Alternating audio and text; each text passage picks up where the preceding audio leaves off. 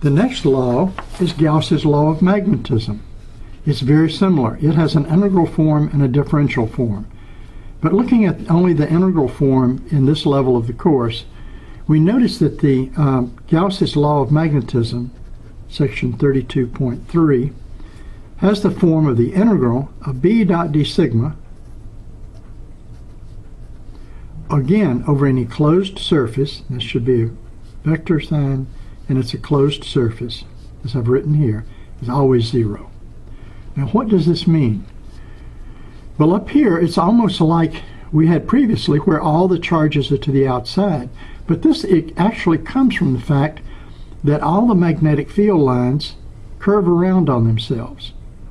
So if you have a magnetic field line, it doesn't have a beginning and it doesn't have an end. It always eats its own tail, so to speak, and therefore any surface that I have, like this is a surface,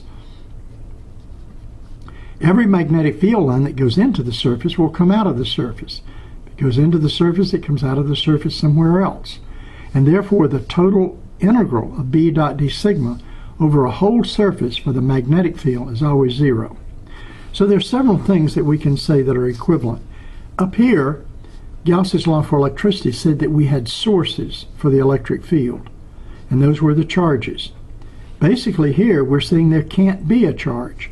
There is no such thing as just a north pole, where the north pole would give off a magnetic field in every direction.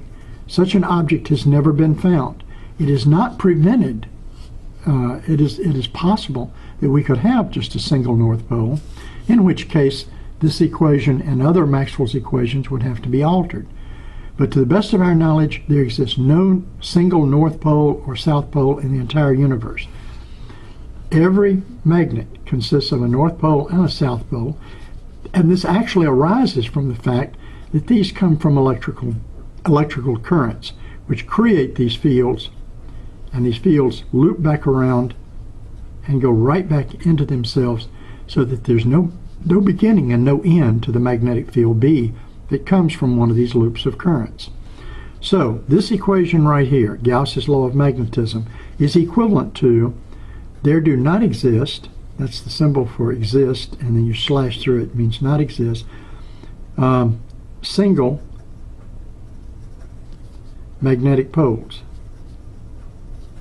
Only dipoles. A dipole is one where you have a north and a south together, like a regular magnet. If you cut that thing in two, this becomes a north pole and that becomes a south pole, so you end up with just two magnets. So there's no single magnetic pole, or you can say this, or you can say that all magnetic field lines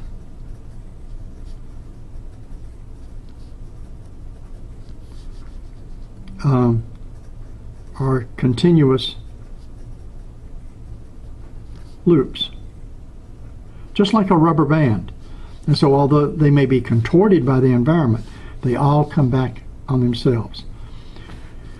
And this, of course, is equivalent to saying there are no sources or sinks for the magnetic field. No sources or sinks.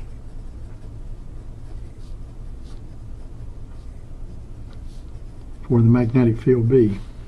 And this pretty much describes Gauss's law here. And of course, we had experienced that before, and we were able to show that in our previous work. That's the second of Maxwell's equations.